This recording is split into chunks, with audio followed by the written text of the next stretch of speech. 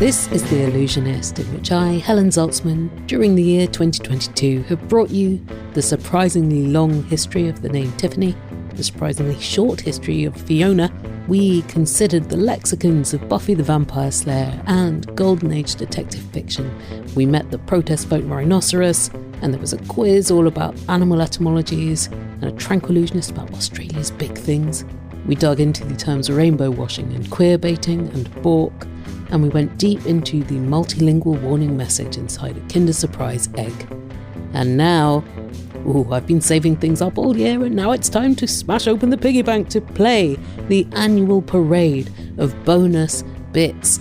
These are the interesting things this year's interviewees said that I didn't include because their episode was already too long or on a different topic, but now, here they are. Content note, there are some allusions to bawdy talk, and there is one category A swear. There are discussions of mental health, and there's a brief reference to parental violence. On with the show.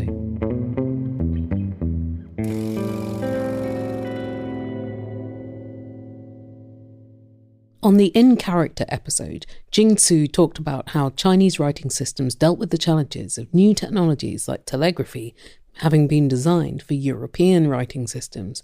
One of the things Jing Tsu mentions in her book Kingdom of Characters is Nu Shu, a writing system used only by women in one region of the province of Hunan. Nu Shu is basically women's script, and it's developed kind of like an informal writing for women who otherwise had no access to education in a society, traditional society. My favorite thing about that script is it's slenderer. It's thinner than what you see a character. But these are these individual markings, and there's a lot of crisscrossing patterns. And it's because they're used to approximate patterns that women see when they do embroidery. So it's this incredible relationship or reflection on their social condition that's reflected back in the very writing system that they build for themselves. In the In Character episode, Jing Tsu talked about how Chinese language contains many homophones and how these present a lot of difficulty to anyone trying to transcribe Chinese into the Roman alphabet. But a currently very handy function of homophones is that they can be used to say things that would otherwise be censored. Ingenious. Yes. Isn't it? There's so many inventions in Chinese culture and linguistic context. Some of it really is impossible to translate. But it's true. Homophones is a fabulous way of saying what you're not supposed to say.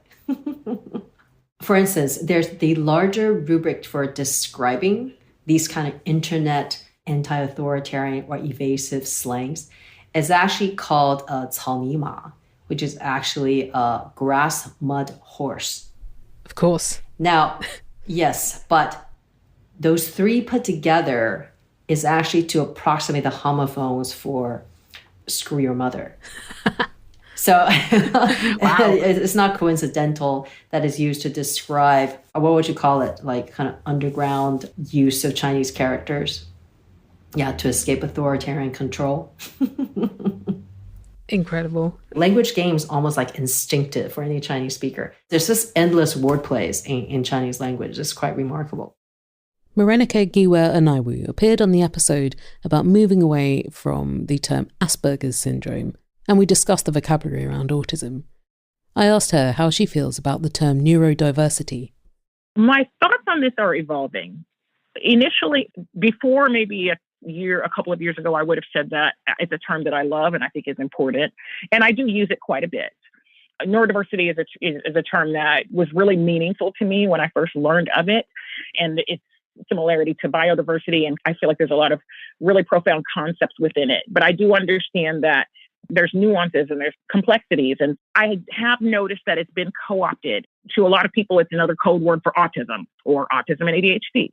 It includes so much more than that. Like neurodiversity is a fact of life. No human beings have the same brain. And, neurodiversity overall collectively includes those with more neurotypical presentations or non-autistic, non-ADHD, non-dyslexic, what have you.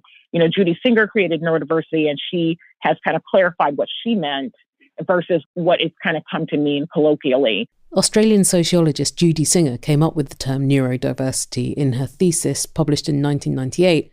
Judy Singer offered neurodiversity as a term for a civil rights movement. Neurodiversity is not supposed to be a diagnosis, it's meant to be a term to analyse inequality and abuse, and a term for activism for people who are marginalised on grounds of neurology. She has also used biodiversity as a comparison, explaining, diversity is a measurement of the degree of variability of a given variable in a given population or place. It is not a characteristic of the individuals in that population. And I also don't like that neurodiversity has come to mean, oh, this is a buzzword that I can use so I can throw it on top of an employment program or put some colorful brains or try to get some programmers. In some cases, when people are talking about neurodiversity, they expect it to present a particular way. It can be used for exclusion, even though that's not at all what it's intended to be used for. I've seen neurodiversity type of language or affirming language for people to describe things that are, like segregated work shelters and housing and programs. And so it's very tricky using language that's supposed to be liberatory to convey a meaning that's anything but. That happens an awful lot. Unfortunately, yeah. And also just these euphemisms where it's not like anything under the surface has changed. People haven't adjusted their language because they have considered how accommodations can be made for different people's needs. Yeah, they're just, I'm supposed to say this now. Okay, it's just a substitution. It's not even really a paradigm shift for a lot of people at all. And that's sad. Are there any other terms you'd like people to add to their vocabularies for talking about autism? Sure, and they might already have them. There's the term allistic, which means non-autistic. Years ago when I first heard that, I was like, that just sounds so ridiculous. But the reason why, so I might use allistic or non-autistic, but what I don't want people to do is people have started to use neurotypical to mean non-autistic. And that is not true. A person might be non-autistic, but they could have dyscalculia or they could whatever, so they're not necessarily quote unquote neurotypical. Well, who decided typical? Exactly. The committee. Exactly. So I feel like people should be more precise in what they mean. And I also prefer for people to use descriptive terms as opposed to functioning labels. Profound autism, severe autism, mild autism, high functioning, low functioning, anything that's going to make a person feel bad. Like, what's the opposite of high? It's low. Who wants to be low? It's just, I think that people should describe things in a way to where what's happening and you're not going to be made to feel any particular way, elevated or lowered. Speaking of neuro, here's the word's etymology with Tim Clare, who appeared on the Coward episode. I've just learned the etymology of neuro. It came from the Greek nerve, but before that was sinew, but also a sinew as in like a bowstring or an instrument string or a penis. Those seem like quite radically different things, a bowstring and a penis, I like to think. One hopes. Tim and I discussed some other brain etymology, like hippocampus. Oh gosh, I love that word. And the brain's quite a tricky one because you'll get lots of hypo, like you'll get the hypothalamus. Now that, of course, means under. That's the other term. And so I often calling it the hypothalamus, but it's the hypothalamus, meaning under the thalamus. But hippocampus, meaning horse. It's because it looks like a seahorse, right? So don't look at them. They look absolutely terrifying. I've never seen a hippocampus, so I don't know. Oh my good! There is a real David Cronenberg element to them. Oh no! I guess the hippocampus came first. So much of the brain is kind of lovely because just the first time someone took that piece of the brain out, they thought, this looks a bit like a belt or a girdle. I'm going to name this after the belt. This looks a bit like a seahorse. I'm going to call it the hippocampus. The amygdala, from amygdalon, meaning almond. I suppose it's almond-shaped. Amygdala was also the Latin for tonsil, and other languages still call tonsils almonds.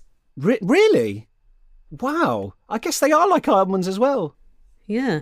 Everything looking like almonds. I suppose it is quite a general shape. Yeah.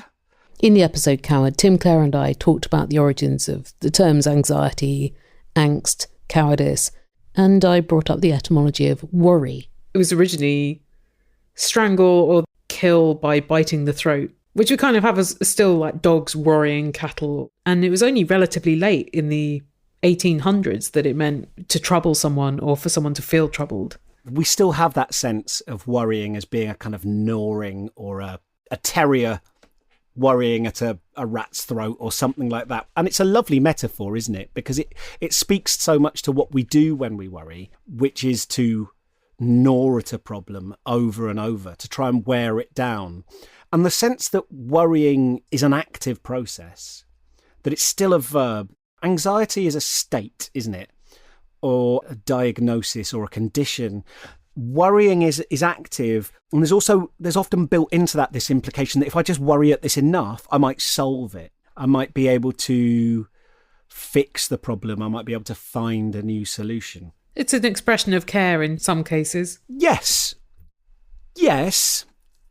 And yet, I think there's also that violence tied up in it as well. And I don't mean I worry about my daughter, so I'm not meaning to malign people who worry about their children. I worry about all the people I love. I worry about the future of the world. But there's something, I think, destructive about it as well. There's something harmful. There's something painful. There's something bloody. The etymology of it implies how I feel about it, that it's ultimately a futile and painful and destructive process. Stephanie Fu came on the show to talk about complex post-traumatic stress disorder. This year she published a book, What My Bones Know, in which she recounts the experiences she had had in being diagnosed and treated for the condition. There was one therapist with whom Stephanie had a breakthrough. You talk about working with a therapist where after you've had your sessions in person, you studied the transcripts. What was it about seeing the words written down that helped you more than just speaking with the therapist? I was sort of able to dissociate. Look, I don't think everyone could be able to do this, but I'm very used to looking at a Google Doc and editing it. So being able to have it on the page, it was like, first of all, I couldn't argue with it. Right. I couldn't say like, no, I wasn't triggered right then. No, you're misinterpreting it. It's right there. Like, I have the recording. I have the transcript. I did it. There's no getting around it. Number two, yeah, I was sort of able to shift from, oh my God, you're criticizing me mode into like, we're editing this together mode. Here we are in front of the script. We want it to be the best we can. And let's just like make little notes everywhere. And my therapist was also great at just making me feel really safe and cared for. And he built a really safe environment where if there was somewhere in the session where I was like, I highlighted it and I was like, you're being kind of a dick here. He'd be like, oh, absolutely. And he would do that himself. He would be like, look, I'm pushing you way too hard here. Like, this is not okay. He was the first to criticize himself and really look at his own failings and conversation, but as well as saying like, hey, what's going on with you here? You're ranting on and on about nothing. And I would notice it too. I'm like, you can see it on the page. Like, why is there half of a page or 2 pages of me ranting about nothing? And then we would scroll up, and right before this long rant, I was like talking about my mom holding a knife to my throat. And I was like, I see. He's like, yeah, you dissociated in order to tell this story, and you disappeared. And you just got lost on the way. Because you were dissociated. You weren't in your body. You weren't really conscious of what you were talking about. I was like, yeah, that's very real. And it didn't make me feel like that was my fault, you know? Like it was a broken thing to do. It just helped me understand, I see why I did that. I understand it. Like, I can go back and engage with that differently next time, maybe. If I start to feel myself talking for a long time, just take a step back, question like, hey, might I be triggered right now? Maybe I need to slow down. In the objectivity episode, Raven Wallace talked about what objectivity is supposed to mean and what it tends to mean in practice, and the failings of the concept. When you were working in public media, were there words or constructions that you were supposed to avoid in the interests of so-called objectivity? Oh, there were so many words and constructions. I remember early in my first year, I referred to a source as anti-gay. I would still refer to that source as anti-gay if I were asked today. It was like a conservative activist of some kind who was advocating pretty fiercely against queer and trans children having rights. But the word anti-gay, my editor was like, that seems biased. It seems like you're expressing an opinion about that person's opinions. I know, mind blown. I can't remember now what we changed it to, but it was like, instead of saying an anti-gay activist, it was like an activist who opposes gay marriage or something like that. Well, that's a lot of words. So like these clunky, ungraceful ways that we try to avoid terminology that might seem biased from some perspective. So I was just very confused by that. I think more recently there have been more pronounced and prominent examples of that kind of weird censorship, like not being able to call Donald Trump a racist or not being able to call white supremacist activists white supremacists. The whole debate over how to refer to undocumented immigrants is one that definitely has played out in many newsrooms, that editors have said, oh, well, undocumented is a sort of activist terminology. That's what they want to be called. But we're going to continue to refer to them as illegal, which, of course, calling a person illegal has a ton of implicit bias in it as to what you think about that person's actions that they took to survive. And undocumented as terminology was, proposed to push back against that and to reduce the amount of bias against undocumented immigrants and the way that they're perceived and the way that their stories and reasons for being in this country are perceived. Hear more about the language used for migration in the Away Team episode of the show from a few years ago. On the topic of bias and objectivity, or impossibility thereof, here's historian Charlotte Lydia Riley, who appeared in the Emergency episode about the Malayan Emergency, the 12-year military conflict that Britain refused to call a war. There's no objective historian. All historians are subjective. Even if you're writing about the Tudors or ancient Greece, there's no objective historian, right? Yeah, I think there is often a presumption that the recording of history is neutral. And of course it isn't. And the terminology isn't. It's very loaded. Absolutely. And what's happening now, actually, is that historians like me and other historians who are being critical of empire say we are being accused of subjectivity against what is assumed to be an objective historical record. So we're accused of being politically motivated. We're accused of being in hoc to the values of our time. We're accused of being motivated by our own beliefs and feelings about empire, as if that wasn't also the case for the people who originally wrote these histories. And as if that wasn't the case for the people who want to defend empire as well. The people who are defensive of the sort of very traditional historical record about empire are just as subjective as we are. But it's become a way for them to really criticise this rewriting. And much more, actually, when it's aimed at people of colour and historians of colour. They are always being told they can't possibly be objective about this, or they are definitely politically motivated, or they're motivated by their own experiences, as if all historians weren't, as if everyone wasn't in the same boat. And look, it's not just a kind of culture warsy thing that's coming from ordinary people. It's actually government ministers are telling people that they're doing the wrong sort of history. Education Secretary stood up at Conservative conference this year and said that people were teaching anti-British history in schools and universities, which is sort of funny and sort of is probably going to get someone killed. It seems really terrible. It does really feel like this has really happened recently. At the start of my career, it was hard to get anyone interested in empire, and I haven't been a historian for that long. And it was difficult to get people to take the British Empire seriously or to think about it really at all. It was all the Second World War and the Tudors. Yep. And now empire is everywhere, and it is something that has become hugely emotionalised, and all history is political, but this has become a real political football. And it is interesting because I think there was a lot of kind of gentle critique of empire happening for quite a long time, and now it's very difficult to get that stuff written down. And when you have things like the History Reclaimed project, they're kind of fighting against this idea of sort of political correctness or whatever, and they want people to send in examples of things like museum exhibits and statues and events that have been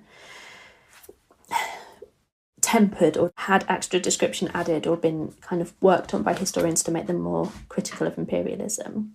So even retain and explain, which is supposedly the government policy on imperialism, even that's now coming under criticism. They're not actually that keen on the explaining element of that. No. I think it would be very hard for them to do that and get the other things to hold up. Mm-hmm. That's the trouble with the truth. Yeah. It looks bad. When it was bad, it is bad, right? It's quite difficult to find yourself constantly labelled anti-British when actually what you're doing is just writing quite banal things that happened. You can get labelled anti-British as a historian, really, for not being particularly critical. You actually don't have to be that out there to be seen as a kind of anti-British activist. The fragility. Mm-hmm. It seems also a bit inconsistent that, well, maybe it's because, like, you've got several generations of people now who were too young to have lived through the times when a lot of these conflicts were happening, but also weren't educated about them because, like, at school history, we weren't taught about anything that recent. And then the empire is just like this kind of thing where you can have a mindset that it's sort of in the past or was gently a good thing. And then you get quite animated about preserving it against criticism and whatnot. It is quite strange. It's funny to think about it in tandem with the Second World War, actually, because a lot of people talk about the Second World War as if they were there. And the number of people in Britain who have any direct experience of the Second World War is vanishingly small now, actually. Yeah. It was such a long time ago. But because I think we kind of got frozen in time as a moment that the Second World War was kind of a generation ago. Yeah. And we've continued that feeling that it's about a generation ago, right? So we still talk about it as if our grandparents, or as if people who are grandparents today were involved in the war, fought in the war. You know, my grandparents did fight in the war and my grandparents are no longer with us. We're getting to the point now, actually, where there's not very much actual memory, folk memory of the war. So that's something that we think of as being very recent. That's not very recent. Whereas the empire is something that we think about as happened a long time ago, so long ago. Why are you dragging up the past? Whereas actually, many of these countries, India and Pakistan and Bangladesh, became independent in the late 1940s. Most of Britain's African colonies and the Caribbean become independent in the mid-1960s, still very much within living memory. There are still quite a lot of people alive in Britain whose family have history within the empire. They themselves do, or it's only a generation back. And it's interesting, I think, the way we talk about the two things, that the empire is something that happened so long ago that if you try to talk about it now, you're just dragging up the past. And the Second World War is something which apparently happened so recently that you can't, as a historian, ever criticise people's interpretations of it or talk about correcting historical record because it happened so recently. And it is a sort of interesting disconnect. And it's a kind of soft British patriotism, which is completely unthinkingly uncritical of imperialism and remembers empire as a sort of Victorian aesthetic. Yeah. Doesn't remember it as a 1940s, 1950s, 1960s aesthetic. I wonder what most people's boundary is for news events becoming history. Because it's sort of theoretically immediate. It's funny because I think from a historian's perspective, it's to do with... Well, actually, from a historian's perspective, it's to do with the skills and the tools that you use to think about it. It's not to do with distance. It's not to do with timing. Historians, I think about history because we think about ourselves as people who use particular tools and particular skills, and we have particular ways of engaging with the past. And we can do that about something that happened last year. I guess the theme of this bonus compilation is thoughts and feelings. Although maybe that's the subtextual theme of absolutely everything, and therefore it's not particularly remarkable that the next section is about those things too. Hannah McGregor appeared on the episode Sentiment, talking about sentimentality in literature, and we got to talking about Louisa May Alcott's novel Little Women, wherein the four March sisters live with their saintly mommy while father is away being an army chaplain during the American Civil War. In the book, it is considered far more integrity-laced to write what you know and with real emotions, but in reality, Louisa May Alcott was doing that to make money because she much preferred writing swashbuckling genre fiction. She sure did. Good for her. Yeah.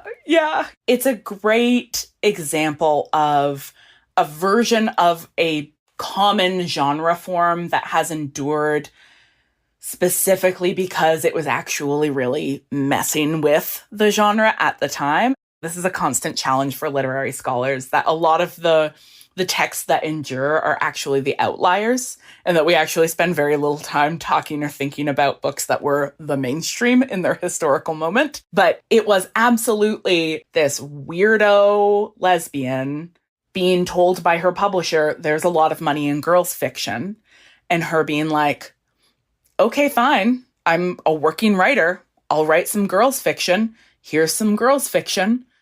And also just refusing to play the game a little bit. One of my favorite bits of that, we have actual quotes from her saying that, you know, she published the book in 2 parts.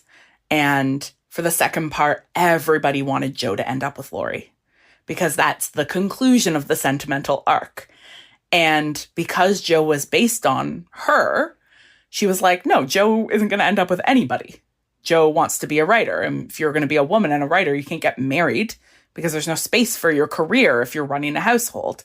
But her publisher was like, no, Jo has to get married. Otherwise, people will be wildly dissatisfied. And she was like, fine, you want Jo to get married? She's going to marry a weird old German guy.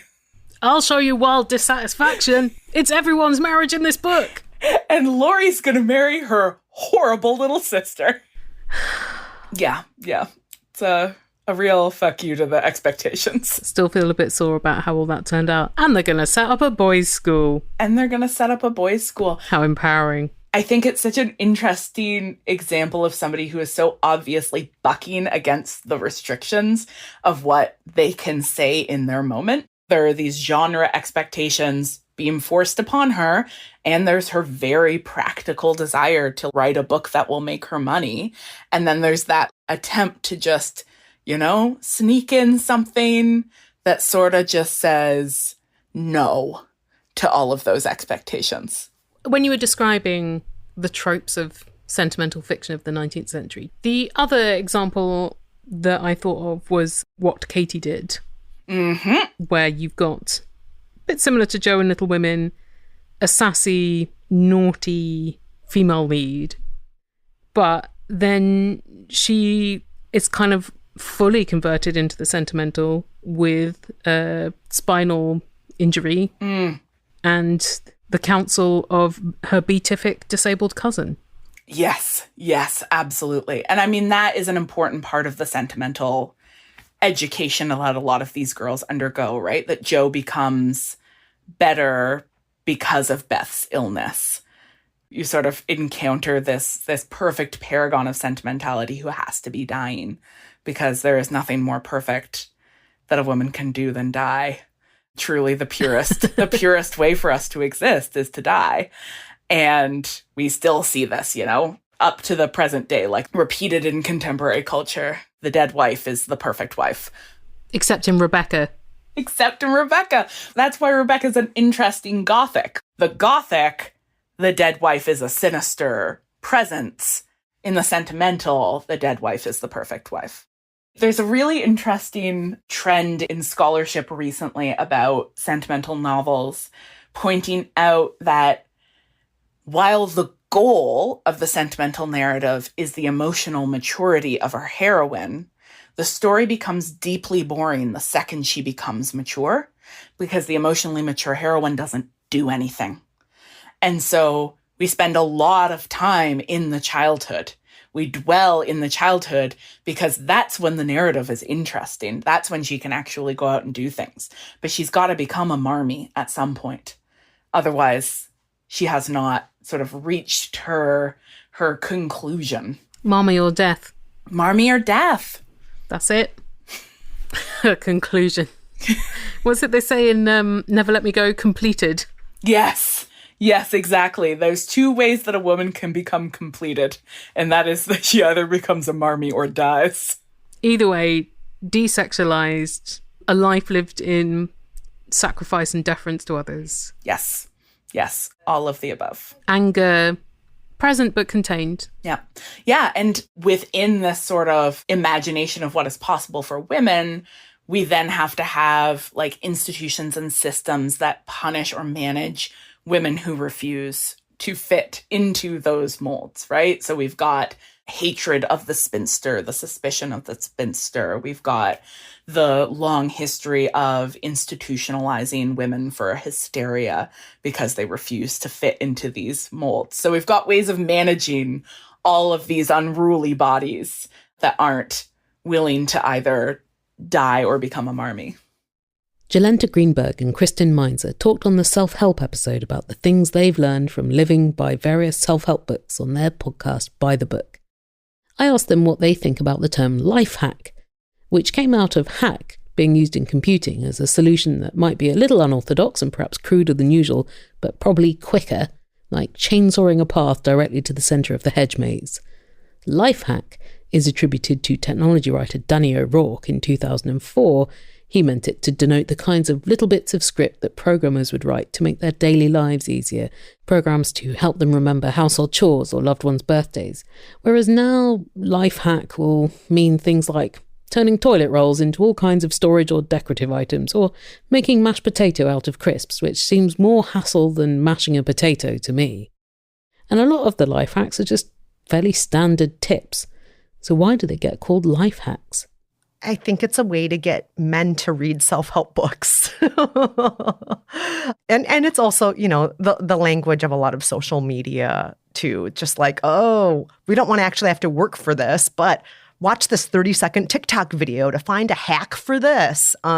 There's a lot of, let's do it quickly. Let's have it sound masculine. When I think of a hack, I think of like a machete. Mm-hmm. Yes. Like a hacksaw. Yeah, this has got to be tough. This has got to be quick. This has got to be violent. And it's going to pay off. That's what I think of when I think of hacks. And I also think that very rarely is a hack life-changing. If it's something that only is a 10-second difference in my life or a 30-second thing that I have to do differently, I don't usually find that transforms my entire life. Yeah. Damn it. It does feel like transformation is only 30 seconds of video consumption away, and yet remains just beyond our grasp. Shocking, I know. Also, the life hacks are often just doing things in a way you can do things that is neither better nor... I was going to say, sometimes it's just, how to more easily separate the egg white from the yolk. That's just like another way of doing something. And it's just a buzzy way of being like, here's a way to do it. Here's another technique in the kitchen. Yeah, technique. Yeah. Thank you. Instead, we say life hack. Yeah, I just want the currency of that term to fully dwindle. Hopefully it is. It's gotta be. Since Jolenta and Kristen are mavens of concerted self-improvement, I asked them about New Year's resolutions. 'Tis the season.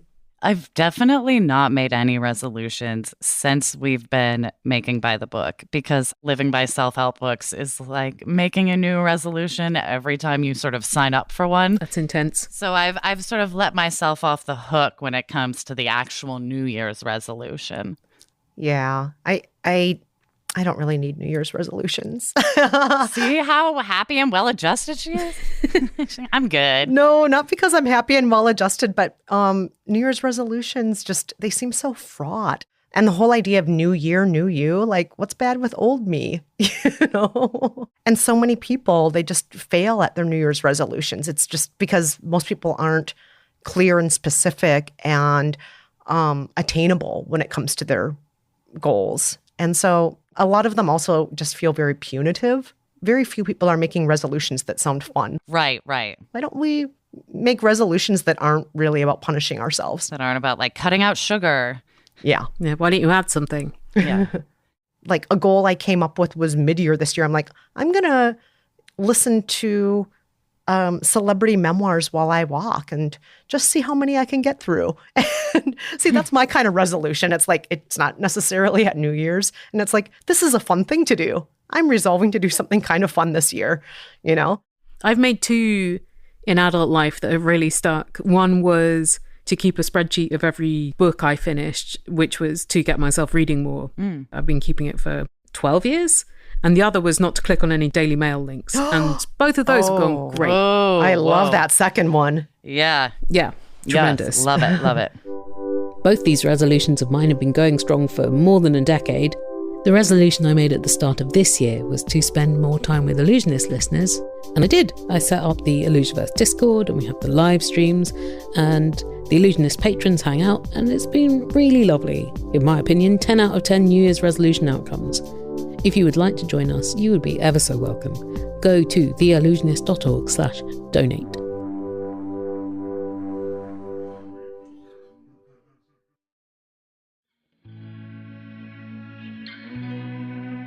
Thanks to you for listening to the show this year, and thanks to all of the people who've appeared on it. In this episode you heard again from Jing Tsu, Morénike Giwa Onaiwu, Tim Clare, Stephanie Fu, Lewis Raven Wallace, Charlotte Lydia Riley, Hannah McGregor, Kristen Meinzer and Jolenta Greenberg. I'll link to the episodes they were in earlier this year at theallusionist.org/bonus2022. Your randomly selected word from the dictionary today is wash-in. That's wash-in with no G on the end. Wash-in, noun, aeronautics. An increase in the angle of incidence of an aeroplane wing towards the tip. Try using wash-in in an email today.